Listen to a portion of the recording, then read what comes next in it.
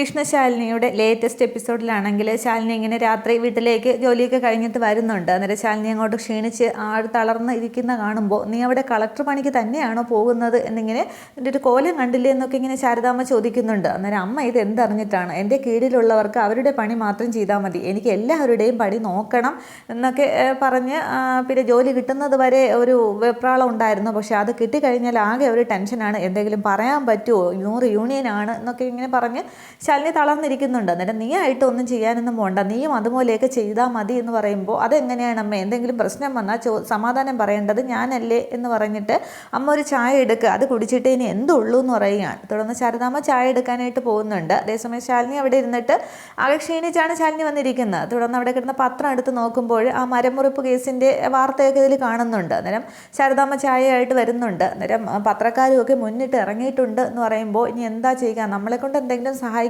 പറ്റുമോ ശാരദാമ്മ ചോദിക്കുന്നുണ്ട്. അന്നേരം എല്ലാ തരത്തിലും ഞാൻ നോക്കി, പക്ഷെ ഒന്നും അങ്ങോട്ട് പറ്റുന്നില്ല. വിഷ്ണുവേട്ടൻ്റെ ആ രീതിക്ക് ഓടുന്നുണ്ട്, പക്ഷേ ഒരാൾ പോലും സഹായിക്കാനില്ല, ആരും സഹായിക്കരുത് എന്ന് ആരൊക്കെയോ മുൻകൂട്ടി ഇരിക്കുന്നത് പോലെ എന്ന് പറഞ്ഞ് ശാലിനി വിഷമിച്ചിരിക്കുകയാണ്. തുടർന്ന് ശാലിനിയാണെങ്കിൽ മന്ത്രിയെ കാണാൻ പോയ ആ ഒരു കാര്യം ശാരദാമ്മയുടെ ഇവിടെ പറയുന്നുണ്ട്. റവന്യൂ മന്ത്രിയെ കാണാനായിട്ട് ശാലിനി പോയിട്ടുണ്ടായിരുന്നു. അന്നേരമാണെങ്കിൽ എന്താണ് കാര്യം ചോദിക്കുമ്പോൾ തികച്ചും വ്യക്തിപരമായൊരു കാര്യത്തിനാണ് ഞാൻ വന്നത്. സാറിന് അറിയാമല്ലോ, മരമുറിപ്പ് കേസിൽ എൻ്റെ ഭർത്താവിൻ്റെ വീട്ടുകാർ ചതിക്കപ്പെട്ടിരിക്കുകയാണ്.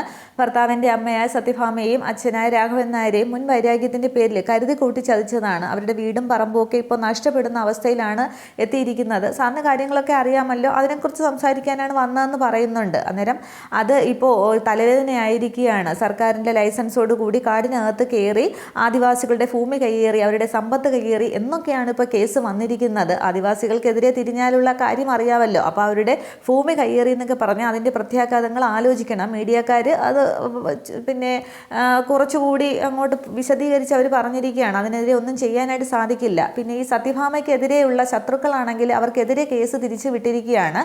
അതുകൊണ്ട് എനിക്ക് എന്തായാലും ഇതിലൊന്നും ഇടപെടാനായിട്ട് പറ്റില്ല. പിന്നെ ഒരു കളക്ടർ എന്ന രീതിക്ക് ശാലിനിയും ഇതിൽ ഇടപെടാനായിട്ട് പറ്റില്ല. എൻ്റെ മുമ്പിൽ ഇതുപോലെ ഒരു ആവശ്യത്തിന് വന്നതുപോലെ വേറെ ആരുടെയും മുമ്പിൽ ശാലിനി ഒരു സഹായത്തിനും പോകാനായിട്ട് പാടില്ല. ഭാഗ്യത്തിന് ശാലിനിയുടെ പേര് ഇതിലേക്കൊന്നും വന്നിട്ടില്ല. അങ്ങനെ ആയിരുന്നെങ്കിൽ റവന്യൂ മന്ത്രി എനിക്കിവിടെ ഇങ്ങനെ ഉറച്ചിരിക്കാനായിട്ട് സാധിക്കില്ല എന്ന് പറഞ്ഞിട്ട് ഒരു സഹായം ചെയ്യാൻ പറ്റില്ല എന്ന് മന്ത്രിയോടെ പറയുകയാണ്. അന്നേരം പറയുന്നുണ്ട്, എനിക്കിതിൻ്റെ ദൂഷ്യവശങ്ങളൊക്കെ അറിയാം, പക്ഷേ ഞാനൊരു ഈ സ്ഥാനത്ത് ഇരിക്കുകയല്ലേ, അപ്പോൾ പിന്നെ എനിക്ക് പിന്നീട് എന്തെങ്കിലും ചെയ്യാൻ പറ്റിയില്ല എന്ന് തോന്നരുതല്ലോ, അതുകൊണ്ടാണ് വന്നത്. പിന്നെ സാറ് വിചാരിച്ചാൽ ഒരു സ്റ്റേ ഓർഡറോ ഒരു സാവകാശമോ വാങ്ങിക്കൊടുത്താൽ അവർക്കിപ്പോൾ ഒരു സഹായമാകും എന്ന് പറയുമ്പോൾ അതിനൊന്നും സാധിക്കില്ല എന്നിങ്ങനെ പറഞ്ഞ മന്ത്രി ഇവിടെ കൈയൊഴിയുന്നുണ്ട്. പിന്നെ ഇതിന് കാരണക്കാരായവരൊക്കെ ശിക്ഷിക്കാനായിട്ട് മന്ത്രിസഭ ഒരുക്കമാണ്. അങ്ങനെയുള്ളവരെ കണ്ടുപിടിക്കുക തന്നെ വേണം. പക്ഷേ ഇപ്പോൾ ഒന്നും ചെയ്യാൻ പറ്റില്ല. ശാലിനിക്ക് ഞാൻ പറഞ്ഞത് മുഖവരയ്ക്ക് എടുക്കണമെങ്കിൽ എടുക്കാം. ശാലിനി അവിടെ അമ്മായി അമ്മയോ മരുമകളോ അമ്മായി അച്ഛനോ ആ ബന്ധങ്ങളൊന്നുമില്ല. പക്ഷേ ശാലിനിക്ക് അവരെ സഹായിക്കണമെന്നുണ്ടെങ്കിൽ പണം കൊടുത്ത് സഹായിക്കാം, അല്ലാതെ വേറൊരു സഹായത്തിന് നിൽക്കരുത് എന്നിങ്ങനെ കർശനമായിട്ട് മന്ത്രി അവിടെ പറയുമ്പോൾ ശാലിനിക്ക് ഒന്നും ചെയ്യാനായിട്ട് സാധിക്കുന്നില്ല. അപ്പോൾ അതെല്ലാം കേട്ടിട്ട് ശാരദാമ്മ പറയുന്നുണ്ട്, അപ്പോൾ ഒരു തരത്തിലും സഹായിക്കാനായിട്ട് ഇതിൽ നിന്ന് രക്ഷപ്പെടാനായിട്ട് പറ്റില്ലേ. അന്നേരം ശത്രുക്കൾ നല്ല രീതിക്ക് തന്നെയാണ് വല വിരിച്ചിരിക്കുന്നത്. കണ്ണി അവർ നന്നായിട്ട് മുറുക്കി തന്നെ ഇരിക്കുകയാണ്. ഇനിയിപ്പോൾ എന്താ ചെയ്യുക, വരുന്നിടത്ത് വെച്ച് കാണാം. പിന്നെ സത്യാമ്മയാണെങ്കിൽ എത്ര തവണ തിരിച്ചടി തന്നെയാണ്. എത്ര തവണ നമ്മളെ വീട്ടിൽ നിന്നും ഇറക്കി വിട്ടിട്ടുണ്ട്, ആട്ടിപ്പായിച്ചിട്ടുണ്ട്. ആ ഒരു ഇറങ്ങിപ്പോക്കലിൻ്റെയും ആ ഒരു അപമാനത്തിൻ്റെയും ഇത് അവർക്ക് കൂടി തോന്നട്ടെ എന്ന് ചിലപ്പോൾ ഉണ്ടാകട്ടെ എന്ന് ദൈവം ചിലപ്പോൾ വിചാരിച്ച് കാണും എന്നിങ്ങനെ പറയുന്നുണ്ട്. പറഞ്ഞ ശേഷം ശാലിനി അങ്ങോട്ട് എഴുന്നേറ്റ് പോകാൻ തുടങ്ങിയാണ്. അന്നേരം ശാരദാമ്മ പറയുന്നുണ്ട്, മോളെ ഞാൻ നിന്നോട് ചോദിക്കാതെ ഒരു കാര്യം ചെയ്തു, ഞാൻ അവിടെ പോയിട്ടുണ്ടായിരുന്നു എന്ന് പറയുകയാണ്. അന്നേരം എവിടെ ചോദിക്കുമ്പോൾ സത്യാമ്മയുടെ വീട്ടിൽ എന്ന് പറയുകയാണ്. അന്നേരം എന്തിന് അമ്മ വെറുതെ മാനം കിടാനായിട്ട് എന്തിന് പോയും ചോദിക്കുമ്പോൾ ഞാൻ പോയപ്പോൾ നമ്മുടെ വീടിൻ്റെ ആധാരവും ഉണ്ടായിരുന്നു, നമ്മുടെ ഒരു സഹായം എന്ന രീതിക്ക് എന്ന് പറയുമ്പോൾ ശാലിനിക്ക് ദേഷ്യം വരികയാണ്.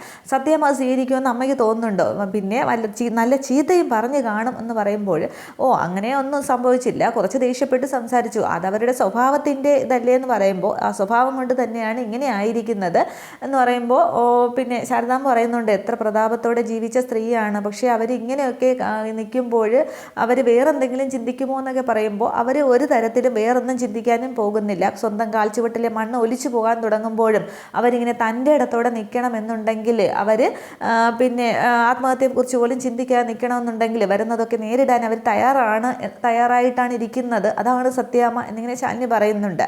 അന്നേരം ശാരദാമ്മ പറയുന്നുണ്ട്, ഇങ്ങനെ ഒരു അവസ്ഥയിൽ കുടുംബം വരെ കൈവിട്ട അവസ്ഥയിൽ നിൽക്കുമ്പോൾ നീയും വിഷ്ണുവും മക്കളും കൂടി ഒന്നിച്ചെന്ന് അറിയുമ്പോൾ അവരെന്തെങ്കിലും ചെയ്യുമോ എന്നൊക്കെ ചോദിക്കുകയാണ്. അന്നേരം അവരൊന്നും ചെയ്യാനായിട്ട് പോകുന്നില്ല. അവരിത് തരണം ചെയ്യുമെങ്കിൽ അതും അവർ തൻ്റെ ഇടത്തോടെ നേരിടുക തന്നെ ചെയ്യും. പിന്നെ എല്ലാം വരുന്നിടത്ത് വെച്ച് കാണട്ടെ, ഞാൻ ഈ വേഷമൊക്കെ ഒന്ന് മാറി കുളിക്കട്ടെ എന്ന് പറഞ്ഞിട്ട് ശാലിനി അങ്ങ് അകത്തേക്ക് പോകുന്നുണ്ട്. അതിനു മുന്നേ ശാരദാമ്മ പറയുന്നുണ്ട്, ആ വീട് ഉപേക്ഷിച്ച് വേറൊരു വീട്ടിലേക്ക് പോകുമ്പോൾ അവരെങ്ങനെ പൊരുത്തപ്പെടും, ആ രാഘവേട്ടൻ്റെ കാര്യമാണ് പ്രയാസം എന്നൊക്കെ പറയുമ്പോഴാണ് അവരെ ഇറക്കിയതിൻ്റെ കഥയൊക്കെ ശാലിനി അവിടെ പറയുന്നത്. തുടർന്ന് കാണിക്കുന്നത് വിഷ്ണു ആണെങ്കിൽ സതീശൻ എന്ന് പറയുന്ന ഒരാളുടെ ഓഫീസിലേക്ക് ചെല്ലുകയാണ്. അന്നേരം റിസപ്ഷനിൽ ചോദിക്കുന്നുണ്ട് സതീശൻ സാറിനെ കാണണമെന്നുള്ളത്. അന്നേരം പരിചയക്കാരനാണെന്ന് ചോദിക്കുമ്പോൾ അതേന്ന് പറയുകയാണ്. തുടർന്ന് ഈ സതീഷിനെ ഫോൺ വിളിച്ച് റിസപ്ഷനിസ്റ്റ് ചോദിച്ചിട്ട് വിഷ്ണു എന്ന് പറയുന്ന ആൾ കാണാൻ വന്നിട്ടുണ്ട്, പരിചയക്കാരനാണെന്ന് പറയുന്നു എന്ന് പറയുമ്പോൾ അകത്തേക്ക് കയറ്റിയിടാൻ പറയുന്നുണ്ട്. തുടർന്ന് വിഷ്ണു അകത്തേക്ക് ചെല്ലുന്നുണ്ട്. വിഷ്ണു സാറിന് വിളിച്ചാണ് സംസാരിക്കുന്നത്. അന്നേരം സാറിന് എന്നെ മനസ്സിലായോ, എൻ്റെ പേര് വിഷ്ണു എന്നാണ്, സത്യഭാമയുടെ മകനാണ് എന്ന് പറയുമ്പോൾ ഇയാളങ്ങോട്ട് ചാടി എഴുന്നേൽക്കുന്നുണ്ട്. അയ്യോ, അങ്ങനെ പ്രത്യേകിച്ച് പരിചയപ്പെടുത്തേണ്ട ആവശ്യമൊന്നുമില്ല, വിഷ്ണുവിനെ സത്യാമ്മയൊക്കെ എനിക്കറിയാമല്ലോ, വിഷ്ണു ഇരിക്കുക, ചായയാണോ കാപ്പിയാണോ വേണ്ടത്, കുടിക്കാൻ എന്താണെന്നൊക്കെ ചോദിക്കുന്നുണ്ട്. അന്നേരം എനിക്കിപ്പോൾ ഒന്നും വേണ്ട, ഞാൻ കുടിച്ചിട്ടാണ് വന്നതെന്ന് പറയുന്നുണ്ട്. അന്നേരം എന്താണ് വിശേഷം, എന്താണ് കാര്യം എന്നൊക്കെ ചോദിക്കുമ്പോൾ പിന്നെ ഞാൻ വിഷ്ണുവിൻ്റെ ആ ഒരു ഉറപ്പിലാണ്, എനിക്കൊരു സാമ്പത്തിക ഇത് വന്നപ്പോൾ എനിക്ക് ഒരു ഡോക്യുമെൻറ്റും ഇല്ലാതെ പണം തന്ന് സത്യാമ്മ പണം തന്ന വിഷ്ണുവിൻ്റെ ഒറ്റ ഉറപ്പിലാണ് എന്നൊക്കെ പറയുന്നുണ്ട്. അന്നേരം അതൊന്നും ഓർമ്മിപ്പിക്കാനോ നന്ദി ചോദിക്കാനോ ഒന്നിനും അല്ല വന്നത്, ഞാനിപ്പോൾ വന്നത് സാറിൻ്റെ അടുത്തേക്ക് വന്നത് എന്നിങ്ങനെ പറയുമ്പോൾ സാറെന്നൊന്നും വിളിക്കേണ്ട, സതീശൻ അങ്ങനെ വിളിച്ചാൽ മതി, സതീഷ് അങ്ങനെ വിളിച്ചാൽ മതി എന്ന് പറയുന്നുണ്ട്. തുടർന്നും പക്ഷേ വിഷ്ണു സാറിന് തന്നെ വിളിക്കുന്നുണ്ട്. എനിക്ക് ഒരു ജോലി വേണമായിരുന്നു എന്ന് പറയുന്നുണ്ട്. എനിക്ക് സാറിനെ പോലുള്ള 1-2 പേരെ പരിചയമുള്ളൂ, അതുകൊണ്ടാണ് ഇങ്ങോട്ടത്തേക്ക് തന്നെ വന്നത് എന്ന് പറയുമ്പോൾ പിന്നെ സത്യഭാമയുടെ മകന് ജോലിയോ അതിൻ്റെയൊക്കെ ആവശ്യമുണ്ടോ എന്ന് ഈ സതീശൻ ചോദിക്കുന്നുണ്ട്. അന്നേരം പഴയ പ്രതാപമൊന്നും പറഞ്ഞുകൊണ്ടിരുന്നാൽ പറ്റില്ലല്ലോ, അതുപോലെയൊന്നും അല്ല, ഇപ്പോൾ അവസ്ഥ മോശമാണ്, എനിക്കിപ്പോൾ ഒരു ജോലിയാണ് ആവശ്യം, അതുകൊണ്ടാണ് ഇങ്ങോട്ടത്തേക്ക് വന്നതെന്ന് പറയുമ്പോൾ പിന്നെ വിഷ്ണു ഇതൊരു ഇൻഷുറൻസ് കമ്പനിയാണ്, വിഷ്ണു M.Com ആണോ B.Com ആണോ പിന്നെ എന്ന് ചോദിക്കുന്നുണ്ട്. അന്നേരമേ വിഷ്ണുവിൻ്റെ മനസ്സങ്ങ് മാറുകയാണ്. അന്നേരം പറയുന്നത് ഞാനിത് രണ്ടും അല്ല എന്ന് പറഞ്ഞിട്ട് എന്ന് ചോദിക്കുമ്പോൾ പിന്നെ ചോദിക്കുമ്പോൾ ഈ പഴയ ആൾക്കാരൊക്കെ പറയില്ലേ 4ാം ക്ലാസ്സും ഗുസ്തിയും അത് തന്നെയാണെന്ന് പറയുമ്പോൾ ഈ സതീശിൻ്റെ ഭാവം അങ്ങോട്ട് മാറുന്നുണ്ട്. തുടർന്ന് പറയുകയാണ്, ഇവിടെ അക്കൗണ്ട് സെക്ഷനിൽ ഒക്കെ ഒഴിവുണ്ട്, ഒരു ഓഫീസ് സ്റ്റാഫിൻ്റെ ഓഫീസ് ബോയുടെ ജോലി പോലും വിഷ്ണുവിൻ്റെ ക്വാളിഫിക്കേഷൻ വെച്ച് തരാനായിട്ട് പറ്റില്ല, ഇവിടെ ക്വാളിഫിക്കേഷൻ മസ്റ്റാണ് എന്ന് പറയുമ്പോൾ പിന്നെ ഈ ഇൻഷുറൻസ് കമ്പനിയാണെന്നല്ലേ പറഞ്ഞത്, അപ്പോൾ ഈ ആളുകളെയൊക്കെ ക്യാൻവസ് ചെയ്യുന്നതല്ലേ, എൻ്റെ ഫ്രണ്ട്സിനെയൊക്കെ ഞാൻ ഇങ്ങോട്ടത്തേക്ക് കൊണ്ടുവരാമെന്ന് പറയുമ്പോൾ ഈ സതീശൻ്റെ സംസാരം അങ്ങോട്ട് മാറുകയാണ്. വിഷ്ണുവിൻ്റെ ഫ്രണ്ട്സ് എന്ന് പറയുമ്പോൾ ഈ ലോക്കൽസ് അല്ലേ, കമലിനെ പോലുള്ളവർ, അവരൊക്കെ കൊണ്ടുവന്നിട്ട് എന്ത് ചെയ്യാനാണ്, ഇവിടെ ഇംഗ്ലീഷും പിന്നെ ലാംഗ്വേജുകൾ പിന്നെ 2-3 ഭാഷയടക്കം അറിഞ്ഞിരിക്കണം, പിന്നെ ചായയിൽ പഞ്ചസാര വേണമെന്ന് ഇംഗ്ലീഷിൽ വരെ ചോദിക്കുന്ന സ്റ്റാഫുകളാണ് ചോദിക്കേണ്ടത്, ജോലി അങ്ങനെയുള്ള ജോലിയാണ് ഇവിടെ ചെയ്യേണ്ടത്, അപ്പോൾ വിദ്യാഭ്യാസം ക്വാളിഫിക്കേഷൻ മസ്റ്റാണ് എന്ന് പറഞ്ഞിട്ട് പറയുകയാണ്. അപ്പോൾ പറയുന്നുണ്ട് ഇത്രയും വലിയ ഓഫീസല്ലേ, ഇവിടെ സാർ വേറെ എന്തെങ്കിലും ജോലി കാണില്ല, അധ്വാനിക്കാനുള്ള മനസ്സുണ്ട്, അവസ്ഥ അതാണ് എന്നിങ്ങനെ വിഷ്ണു വളരെ ദയനീയമായിട്ടില്ല അപേക്ഷ സ്വരത്തിൽ അങ്ങ് താണു വീണ പറയുന്ന പോലെയാണ് സംസാരിക്കുന്നത്.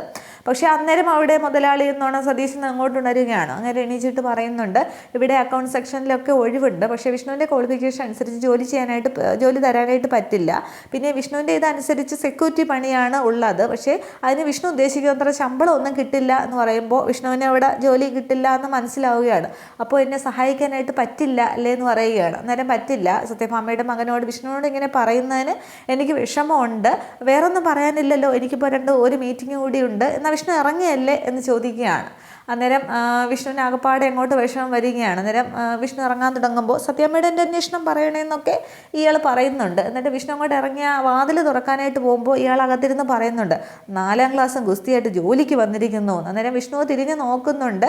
വിഷ്ണു അവിടെ ആകെ അപമാനിതയാവുകയാണ്. വിദ്യാഭ്യാസം ഇല്ലാത്തതിൻ്റെ ആ ഒരു കുറവ് വിഷ്ണുവിന് അവിടെ നന്നായിട്ട് മനസ്സിലാകുന്നുണ്ട്. അമ്മയുടെ പുറകെ നടന്ന് ഇങ്ങനെ സത്യഭാമയുടെ മകനെന്ന് പറഞ്ഞ് അഹങ്കരിച്ച് നടക്കുമ്പോൾ വിഷ്ണുവിനൊരു വിലയുണ്ടായിരുന്നു, പക്ഷേ ആ ഒരു വിദ്യാഭ്യാസത്തിൻ്റേത് വിഷ്ണുവിന് ഇവിടെ നന്നായിട്ട് മനസ്സിലാകുന്നുണ്ട്. ആകെ സങ്കടപ്പെട്ട് വിഷ്ണു അവിടെ നിന്ന് ഇറങ്ങുമ്പോൾ ആ റിസപ്ഷനിസ്റ്റ് സാറെന്ന് വിളിക്കുന്നുണ്ട്. അന്നേരം വിഷ്ണു ഇങ്ങനെ തിരിഞ്ഞു നോക്കുകയാണ്. അന്നേരമാണ് തന്നെയാണ് വിളിച്ചതെന്ന് മനസ്സിലാവുന്നത്. അന്നേരം കണ്ടില്ലേ ചോദിക്കുമ്പോൾ കണ്ടു എന്നിങ്ങനെ പറഞ്ഞിട്ട് വിഷ്ണുവിൻ്റെ കണ്ണൊക്കെ ഇങ്ങനെ നിറഞ്ഞു വരുന്നുണ്ട്. ആ റിസപ്ഷനിസ്റ്റ് ആ കുട്ടിയെ ശ്രദ്ധിക്കുന്നുണ്ട്. വിഷ്ണു അവിടെ നിന്ന് ഇറങ്ങുകയാണ്. തുടർന്ന് കമലിനാണെങ്കിൽ വിഷ്ണുവിനെ കാണുന്നുണ്ട്. അന്നേരം കമലൻ ചോദിക്കുകയാണ്, സതീശൻ സാറ് ജോലി തന്നില്ലേ, പിന്നെ അതിൻ്റെ ചിലവ് എപ്പോഴാണ് എന്നൊക്കെ ചോദിക്കുമ്പോൾ, ഇല്ലടാ അത് വിട്ടുകളാം, നമുക്ക് വേറെ എന്തെങ്കിലും സംസാരിക്കാമെന്ന് പറയുമ്പോൾ, അതെന്താ ജോലി തന്നില്ലേ, ചിലവ് എവിടെയെന്നാണ് പറഞ്ഞാൽ മതി, നമുക്ക് ഏതെങ്കിലും ബാറിലേക്ക് പോകും അല്ലെങ്കിൽ ഹോട്ടലിലേക്ക് പോകാമെന്നൊക്കെ പറയുമ്പോൾ, ഇല്ലടാ സതീശൻ എന്നെ സഹായിക്കാനായിട്ട് കഴിയില്ല എന്ന് പറയുമ്പോൾ, അതെന്താ സഹായിക്കാൻ പറ്റാത്തതെന്ന് പറയുമ്പോൾ, അവിടെ എനിക്ക് പറ്റിയ ജോലിയൊന്നും ഇല്ല എന്നാണ് പറയുന്നതെന്ന്. അന്നേരം അന്ത് ആശാന് പറ്റിയ ജോലി ഇല്ലാത്തതെന്ന് പറയുമ്പോൾ പറയുന്നുണ്ട്, നമുക്ക് അത്ര വിദ്യാഭ്യാസമില്ലല്ലോ, അവിടെ പിന്നെ ചായ ഞാൻ 4ാം ക്ലാസ് ഗുസ്തിയല്ലേ, അവിടെ ചായ വാങ്ങിക്കാൻ നിൽക്കുന്ന PAക്ക് വരെ MAയും BAയും ഒക്കെയാണ് ക്വാളിഫിക്കേഷൻ ഉള്ളത്. അപ്പോൾ പിന്നെ അവൻ കളിയാക്കില്ലേ എന്നൊക്കെ ചോദിക്കുകയാണ്. അന്നേരം ആശാനെ കളിയാക്കിയോ, അവനോട് ചോദിക്കുക തന്നെ വേണം. പിന്നെ അവന് ഒരു കാലത്ത് ആശാനല്ലേ സഹായിച്ച് ഏതോ ബാങ്കിൽ ലോണെന്നും പറഞ്ഞ് വന്നപ്പോൾ ഒരു ഡോക്യുമെൻ്റ് പോലും ഇല്ലാതെ ഒരു പലിശ പോലും മേടിക്കാതെ ആശാനല്ലേ പൈസ കൊടുത്തതെന്ന് പറയുമ്പോൾ, അവൻ വിദ്യാഭ്യാസ യോഗ്യതയെക്കുറിച്ച് കാര്യമായിട്ട് സംസാരിക്കുകയാണ് ചെയ്തത്. നമുക്കതില്ലല്ലോ, അതുള്ളവരത് പറയുമ്പോൾ അത് കേട്ട് നിൽക്കുകയല്ലേ വേണ്ടത് എന്ന് പറയുമ്പോൾ, എന്നാലും പിന്നെ അന്ന് സഹായിക്കാനായിട്ട് ഈ 4ാം ക്ലാസ്സുകാരനല്ലേ ഉള്ളായിരുന്നു, ഈ പൈസ ഉള്ളവരും അല്ല വിദ്യാഭ്യാസം ഉള്ളവരൊന്നും ഇല്ലായിരുന്നല്ലോ എന്ന് പറഞ്ഞ് കമലിന് ആകെ ദേഷ്യമാണ്. അവൻ 2 പൊട്ടിക്കണം, ഞാൻ പോയി ചോദിക്കുമെന്നൊക്കെ പറഞ്ഞ് നിൽക്കുമ്പോൾ ഈ വിഷ്ണു ആണെങ്കിൽ ഒരുവിധം അവനെ പിടിച്ച് നിർത്തുകയാണ്, സമാധാനിപ്പിച്ച്, നിൽക്കുക അത് പോട്ടെ, നമുക്ക് പിന്നെ നമ്മുടെ വിദ്യാഭ്യാസ യോഗ്യതയ്ക്കനുസരിച്ചുള്ള എന്തെങ്കിലും ജോലി ഉണ്ടോ എന്ന് നോക്കാം. ഈ ഭൂമിയാണെങ്കിൽ ഇങ്ങനെ വിശാലമായിട്ട് കിടക്കുകയല്ലേ, നമുക്ക് പറ്റിയ എന്തെങ്കിലും ജോലി അവിടെ കിടപ്പുണ്ടാകും എന്നിങ്ങനെ. പക്ഷേ ഇത് വിഷ്ണു വിഷമം മനസ്സിൽ ഉള്ളിൽ ഒതുക്കിക്കൊണ്ടാണ് പുറമേ ചിരിച്ചുകൊണ്ട് കമലിനോട് സംസാരിക്കുന്നത്. അവർ വിദ്യാഭ്യാസം ഇല്ലാതെ എന്നുള്ളത്, ഈ കാലത്തെ വിദ്യാഭ്യാസം ഒരു വലിയ കാര്യം തന്നെയാണ്, അത് നമുക്കില്ലാത്തതല്ലേ, അത് നമ്മുടെ കുറവല്ലേ എന്നൊക്കെ പറയുമ്പോൾ വിഷ്ണുവിൻ്റെ മനസ്സങ്ങോട്ട് തേങ്ങുകയാണ്. വിഷ്ണുവിന് വിഷമം നന്നായിട്ട് വരുന്നുണ്ട്, കമലിനത് മനസ്സിലാവുന്നുണ്ട്. പക്ഷേ വിഷ്ണു അത് പുറത്ത് കാണിക്കുന്നുമില്ല. അങ്ങനെ നിൽക്കുമ്പോൾ എപ്പിസോഡ് അവസാനിക്കുകയാണ്. ഇത്രയുമാണ് പിന്നെ പുതിയ ഇതിൽ കാണിക്കുന്നത്. അപ്പോൾ ഇനി അടുത്ത എപ്പിസോഡിലൊക്കെയാണ് ശാലിനിക്ക് നേരെ ഒരു പിന്നെ ആക്സിഡൻറ്റ് അല്ല ഒരു കൊലപാതക ശ്രമമോ അങ്ങനെ എന്തൊക്കെയോ വരും ശാലിനിക്കെതിരെ. എന്നിട്ട് അതൊക്കെയാണ് അടുത്ത എപ്പിസോഡുകളിൽ വരുന്നത്. അതൊക്കെ കാണാം. Okay, thank